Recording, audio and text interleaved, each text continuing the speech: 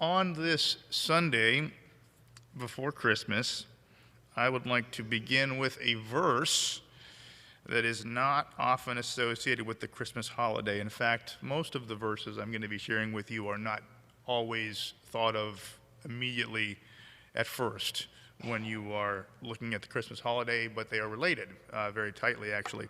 So I'm going to begin with Galatians chapter 4, verses 4 through 5, which is this. It says, "But when the fullness of time came, God sent forth his Son, born of a woman, born under the law, so that he might redeem those who were under the law, that we might receive adoption as sons." Now, I just realized something to draw more attention to myself here. I got bifocals, okay? I got them, and it's wonderful when I'm looking down now, but I hadn't thought about what it means when I look up, so I'm all like, if you see me doing like this, it's because I didn't think about the effect that it would have on the slides up there. The trials continue, but we'll get there eventually. But something that the Bible clearly teaches, but we don't always talk about, is the perfect timing of Jesus' arrival. It really was perfect, absolutely perfect timing. However, to the world, I should say, the arrival of Jesus wasn't fast. It didn't seem fast to them. To the world, it felt very delayed. Israel went through centuries of world domination and prophetic silence as they waited for Jesus' arrival. But despite the long delay, from the world's perspective, Jesus' arrival to the earth in Bethlehem came at absolutely perfect timing, flawless timing. And this is why I say this morning that Christmas is about patience, and that's what I meant to have up on the screen at first. Christmas is about patience. It's in there among many other themes that are there. It's about patience. It's about waiting in faith for God to fix what is broken, both in the world and in our own hearts. And it's about being at peace while we wait for that to happen, rather than being anxious and hurried all of the time. And this patience is what Peter was speaking of in the book of 2 Peter, chapter 3, verses 8 and 9. So bear with me as I move ahead one more time, where it says, "But do not let this one fact escape your notice, beloved, that with the Lord 1 day is like 1,000 years, and 1,000 years is like 1 day. The Lord is not slow about his promise, as some count slowness, but is patient towards you, not wishing for any to perish, but for all to come to repentance."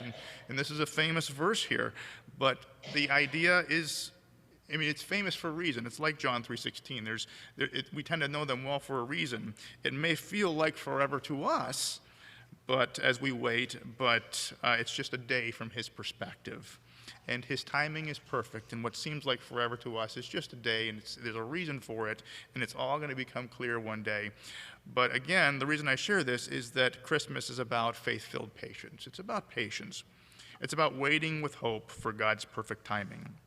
And it's about living this out from day to day by being calm and not hurried in all circumstances. And why am I bringing this up? Why is this the theme? Well, to be honest with you first, I've never talked about patience at Christmas before. I've talked about a lot of Christmas stuff, but patience isn't one of them, and I like to diversify it sometimes.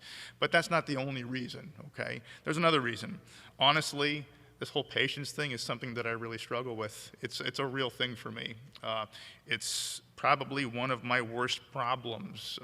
My toxic trait is to be rushed and hurried all the time everywhere I go. If I have a really toxic trait that really annoys people, I don't. I'm a pastor. We all know that I don't have those things. But if I was, hypothetically speaking, to have a toxic trait like that, it would be being hurried and rushed all the time. And in order to unpack this more practically, I want to look at another text that is also never associated with Christmas, but it actually has a lot to say about Christmas and this theme of patience and putting it into application. And that text is in Mark chapter 5, verses 21 through 43. So follow along with me as I read if you want to turn there. I am going to go with the paper copy. I'm tempted to try the digital Bible as well, but I actually love those because you can zoom it in, but sometimes it's better to just go with the paper, It happens. Follow along with me. This is verse 21. It says, "When Jesus had crossed over again in the boat to the other side, A large crowd gathered around him, and so he stayed by the seashore.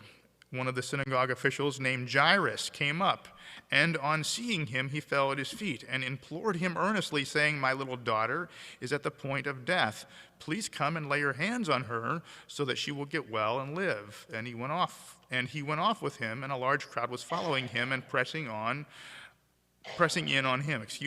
Verse 25, it says, "A woman who had a hemorrhage for 12 years and had endured much at the hands of many physicians and had spent all that she had and was not helped at all, but rather had grown worse, after hearing about Jesus, she came up in the crowd behind him and noticed and touched his cloak.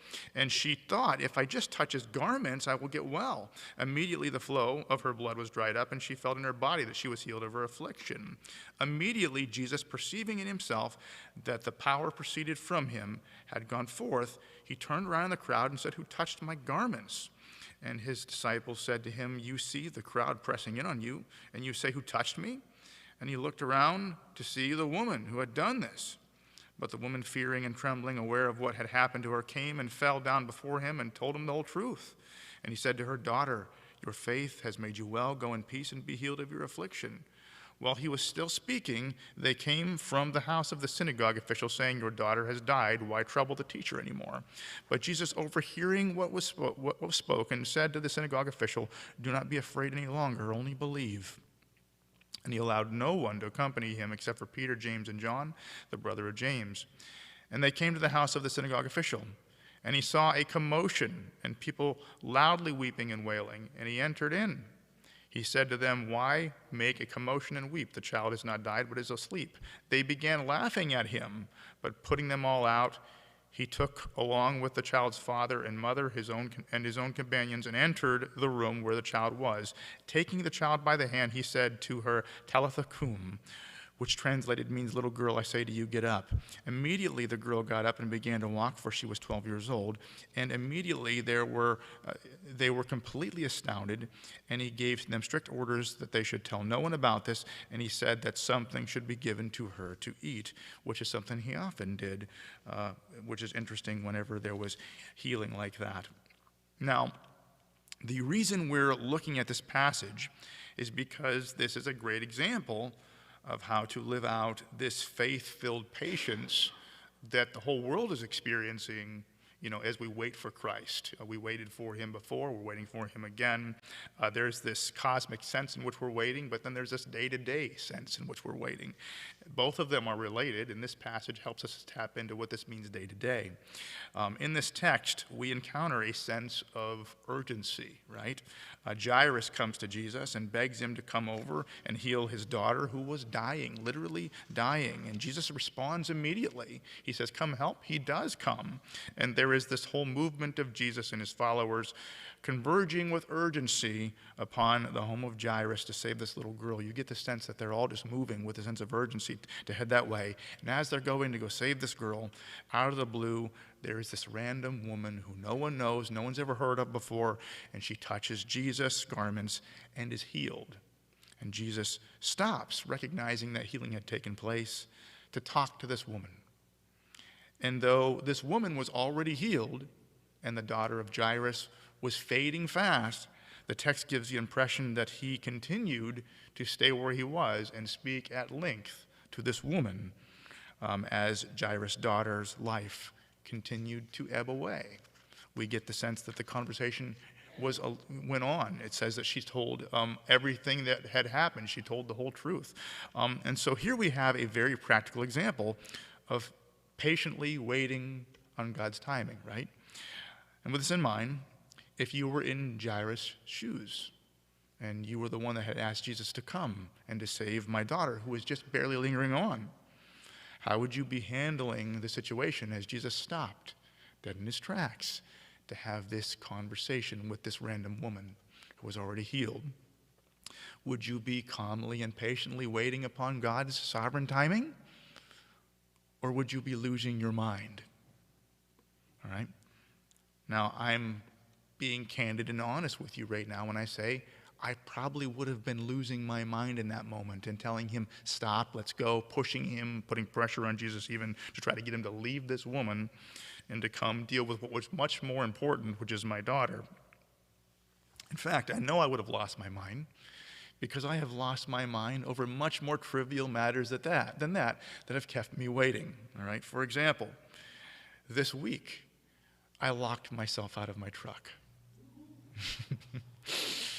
Nowadays, we have key fobs, and one of the beautiful things about key fobs is that you can't lock yourself out of your vehicle. But my truck is old; it just has a regular key, and I was already busy that day, and I was going to get a haircut, and on my way to going to get the haircut, I was grabbing my bag and stuff like that. Well, I left my keys sit on the center console, and I locked up the doors, and I went into the salon. Now, what's interesting about it is one of the door locks on my truck had been broken for a couple of weeks.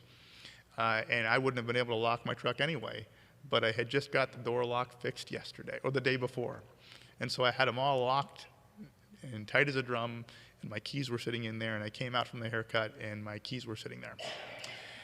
And I was like, and I tried calling the house, and no one was home, of course, And I was like, well, I'm going to have to call AAA and get a locksmith to let me in.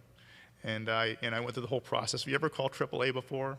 They're like, put in your card number. We're going to send you a link, and then the link doesn't show up, and please hold for somebody. And then someone finally gets there, and they say, what is your account number? And you read off the numbers, and what city and state are you in? And it was going on and on and on.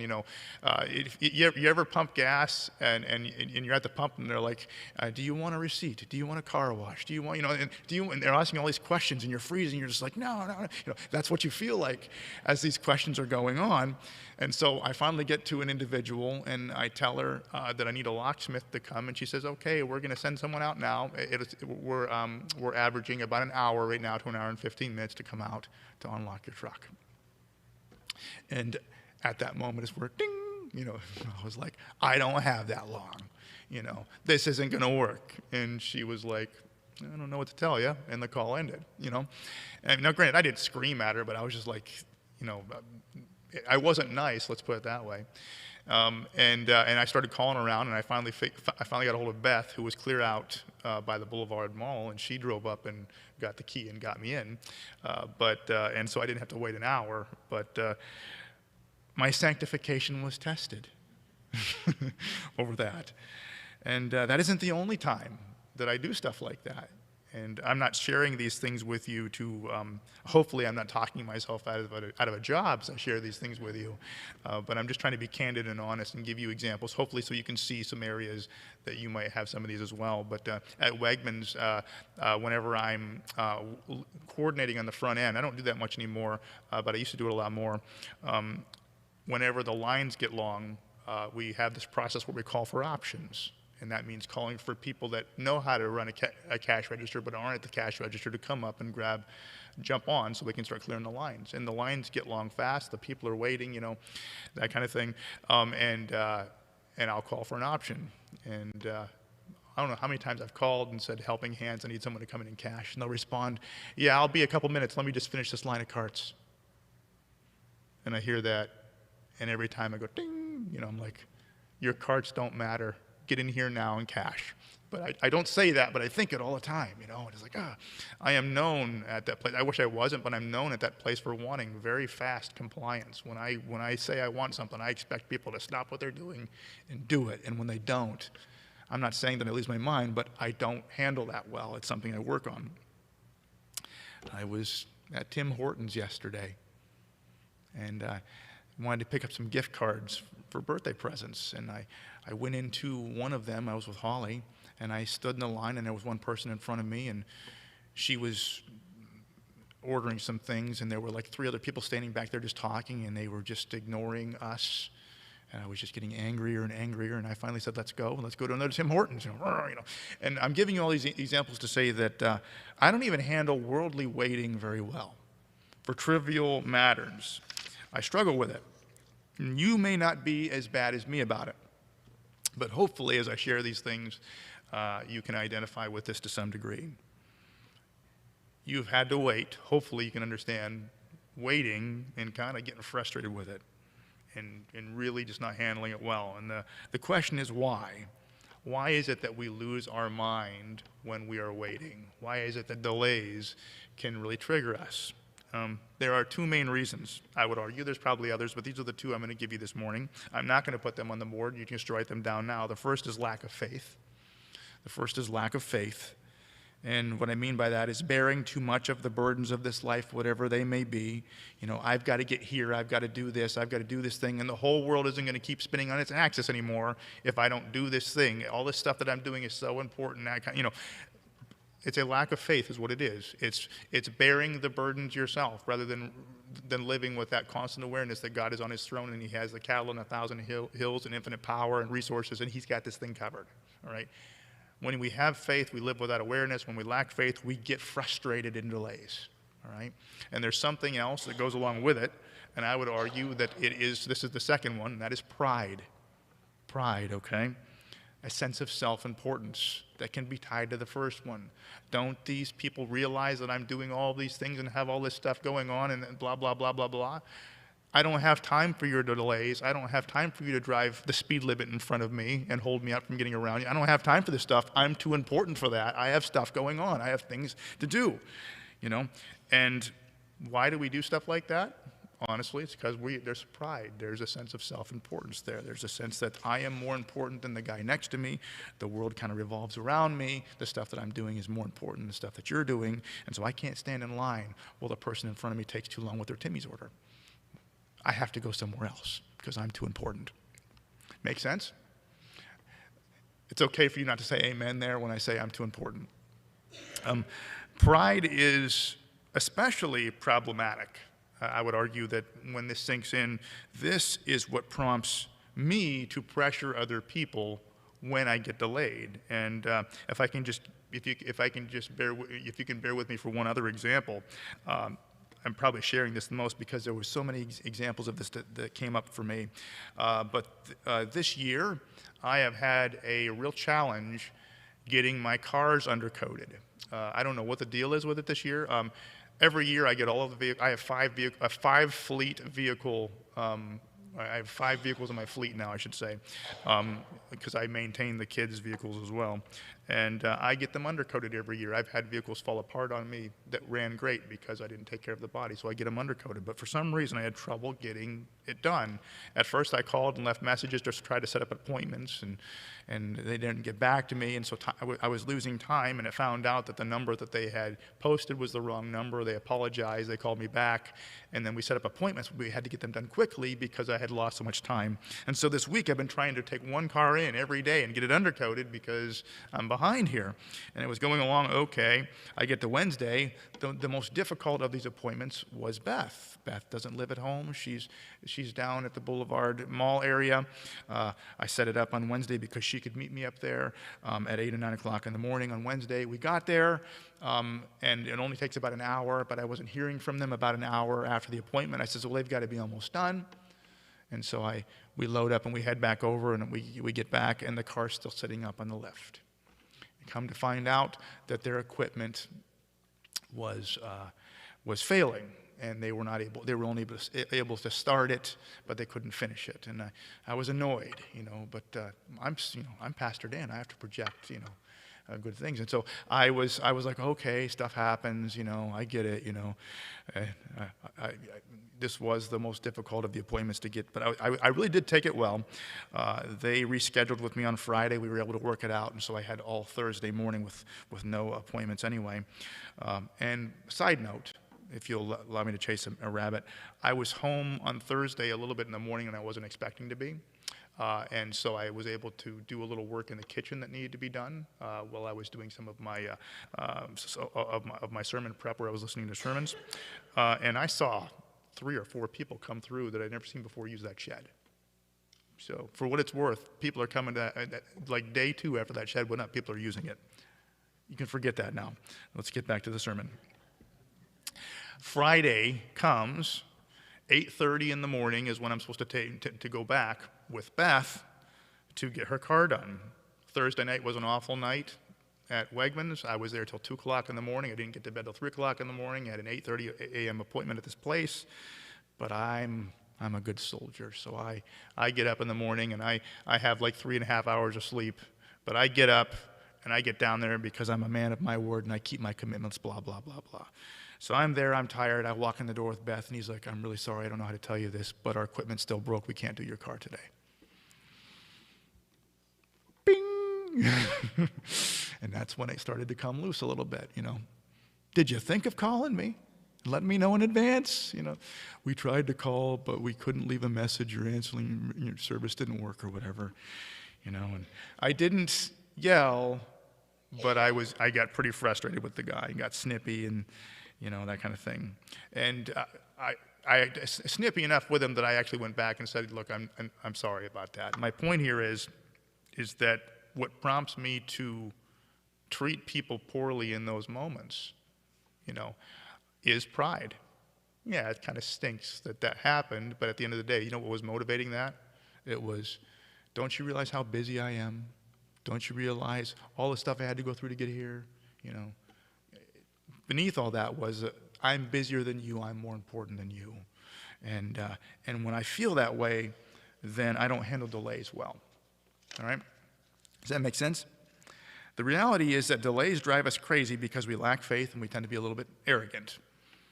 And for this reason, God allows delays in our lives to cultivate patience and humility in our hearts. And in the same way, God delayed Christ's advent until just the right moment in order to prepare the world to receive him and in order to sanctify the world. Even the delay, was part of the redemption process. And so again, Christmas is about patience. It's about waiting for God's perfect timing and reaping the spiritual benefits that come from God's delay. Now, my tendency towards hurriedness drives me to treat people poorly and to even stress people out around me because I'm always in this hurried state, But learning faith-filled patience is what I need. And the best way for that to happen are in the midst of delays. Does that make sense? It's when these delays happen that it brings out my hurriedness and my unwillingness to wait. And it's a good thing because it actually starts to work on that a little bit. Jairus, in our text, learned this patience in a big way in the account. First, he was waiting in anxious agony as Jesus went on and on talking to this woman that no one knew nor cared about, really. And then, as he waited, he received the news that he feared from the delay.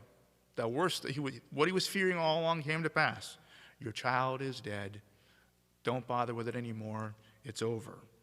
But just as he received that news, that's when Jesus looked over to him and said, don't be afraid.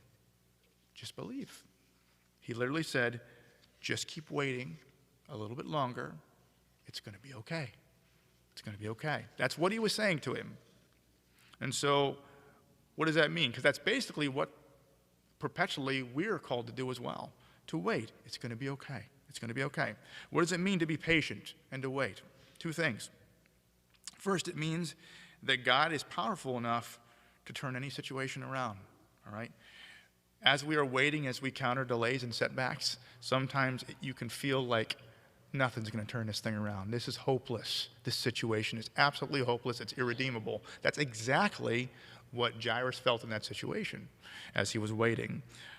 But be patient, wait, it's going to be all right. Part of that is realizing that God is infinitely powerful enough that he can turn any situation, even a hopeless situation, around.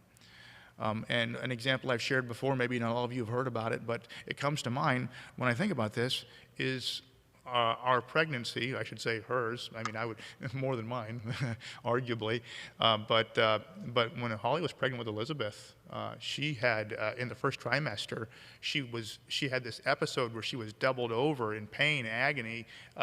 She woke up in the morning in pain and she wasn't getting any better, and then she got worse and worse, and she was finally doubled over in pain on the ground. I thought I was going to have to take her in by ambulance, but we were able to at least get her loaded up in the car and get her to the hospital. And I can remember as all this was happening, it was shortly after we had announced to everyone that we were expecting a child. And she was the firstborn. It was like all this excitement, not only in my life, but in the life of family members around me. As I was taking her to the hospital, I was already mourning the loss of my firstborn. You know what I mean? I already thought it was over.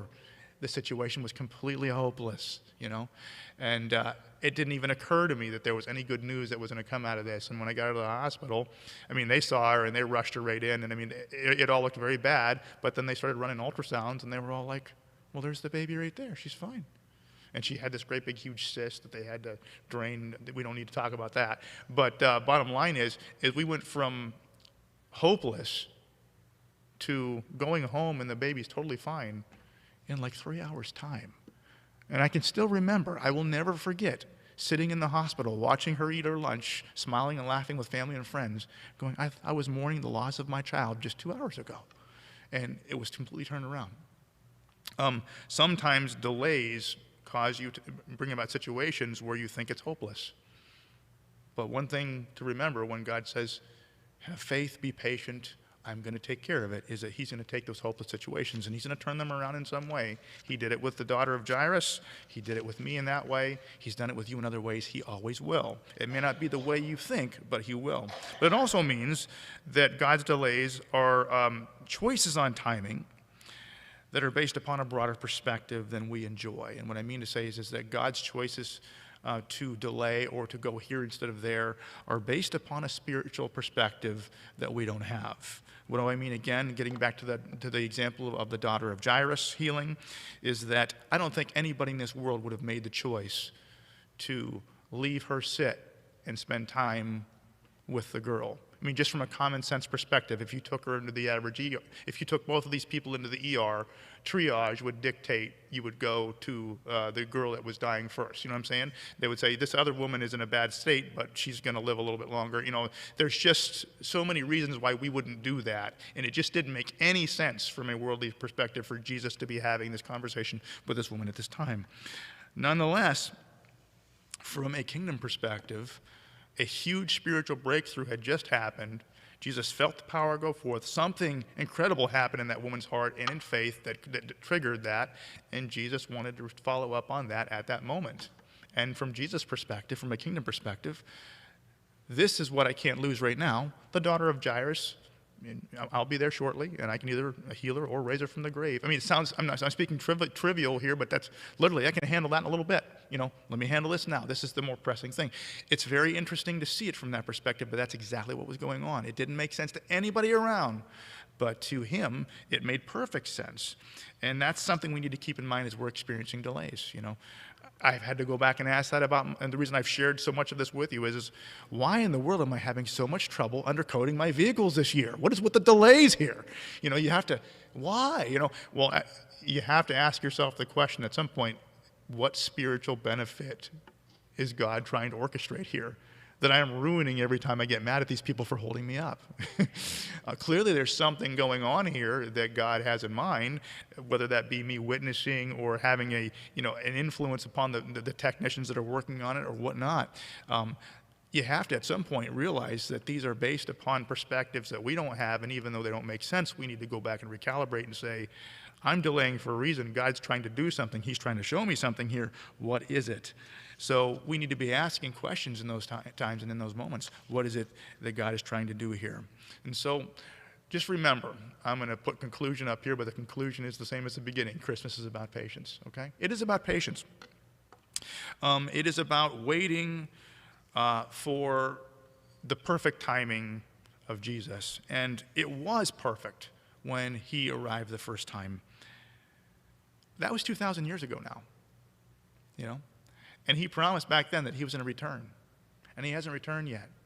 And so there's all kinds of people out there suggesting that that's all figurative and it's all metaphorical and stuff like that, but that's not true, is it? He will come back just like he said he would, and just like he did the first time. But it's been a couple thousand years now and he still hasn't yet.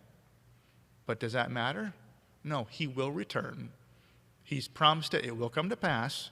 And when it does, it's going to be absolutely perfect timing, right? Just as it was perfect when he came the first time. So we are waiting, and we are waiting in faith. And this is good for us. This prepares us. This gets us ready for the kingdom to come. It brings out, it reveals the areas that we're weak. And it helps us to develop the patience we need and the humility we need and all of those things to be able to function in the kingdom of God. So I am thankful that he came to earth at just the perfect time. And I'm also thankful that that means he's going to return again at just the perfect time. And Lord, help us to be patient as we wait, because he's going to be here. It's just a matter of time. Let's pray.